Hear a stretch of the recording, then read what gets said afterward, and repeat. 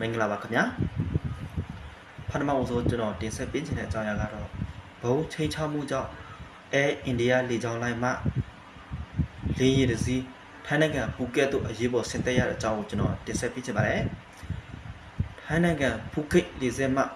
အိန္ဒိယနယူးဒေလီမြို့သို့ပြန်သက်လက်ရှိသောအိန္ဒိယလေကြောင်းလိုင်း၏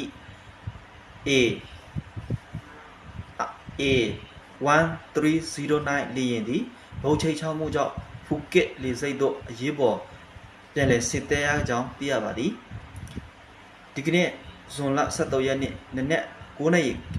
ခွဲအချိန်ကအဆိုပါလေယာဉ်ပေါ်သို့ဘိုးထောင်ထားသောချိန်6ရေးသားသည့်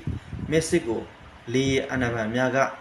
ရရှိခဲ့ပြီးနောက်ခရီးသည်များဘေးအန္တရာယ်ကင်းစင်ရန်ပူကက်လေဆိပ်သို့ပြန်လည်ဆင်းသက်ရန်ညွှန်ကြားခဲ့ပါသည်လေယာဉ်ပေါ်တွင်ခရီးသည်156ဦးလိုက်ပါလာပြီးဘေးကင်းစွာဆင်းသက်နိုင်ကလေဆိပ်ရောက်ရှိခဲ့ပြီးနောက်ထိုင်းအာဏာပိုင်များကဘုံစင်လေယာဉ်လုပ်ငန်းများဆောင်ရွက်ခဲ့ကြောင်းသိရပါသည်ဘုံစင်လေယာဉ်လုပ်ငန်းဆောင်ရွက်ရာလေယာဉ်ပေါ်တွင်တတ်ဆင်ထားခြင်းမရှိကြောင်းနှင့်မသမာသူများမှခရီးသည်များကိုချောင်းလန့်အောင်ချိန်ချောက်မှုပြုလုပ်ခဲ့ကြောင်းသာ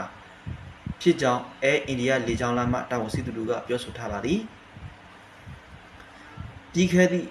ဇွန်လ12ရက်နေ့မှအိန္ဒိယလေကြောင်းလိုင်းမှလေယာဉ်တစ်စီး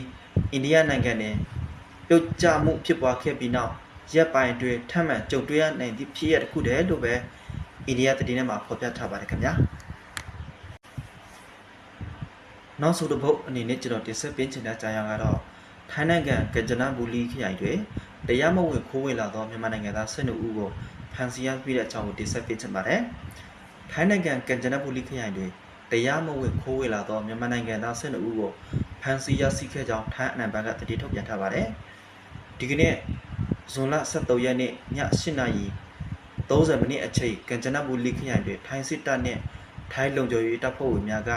ဂိတ်ချစစ်ဆေးနေစဉ်တိုယိုတာအနက်ရောင်ကားတစ်စီးကိုစစ်ဆေးခဲ့ကြောင်းကားပေါ်တွင်မြန်မာနိုင်ငံသား12ဦးလိုက်ပါလာဖြင့်ကားမောင်းသူမှာနိုင်ငံသားထိုင်းနိုင်ငံသားဖြစ်ကြောင်းသတင်းမှာဖော်ပြထားပါတယ်အဆိုပါကားမှာမောင်းပြရန်စ조사ခဲ့တော်လဲထိုင်းအာဏာပိုင်များကလိုက်လံဖမ်းဆီးရမှာကားရောလူပါဖမ်းဆီးရရှိမိပြီးကားပေါ်မှာမြန်မာနိုင်ငံသား12ဦးကိုလည်းဖမ်းဆီးရမိကြောင်းသတင်းထဲမှာဖော်ပြထားပါတယ်ကားပေါ်မှာဖုံးကွယ်လိုက်ပါလာသောမြန်မာနိုင်ငံသား12ဦးစလုံးတွေတရားဝင်အထောက်အထားစာရွက်စာတမ်းမရှိဘဲထိုင်းနိုင်ငံအတွင်းအလွတ်လုပ်ရန်ဝေရောက်လာခဲ့ခြင်းဖြစ်ကြောင်းထိုင်းဥပဒေများကအမှုဖွင့်ပြီးအရေးယူသွားမည်ဖြစ်ကြောင်းသတင်းထဲမှာဖော်ပြထားပါတယ်ခင်ဗျာ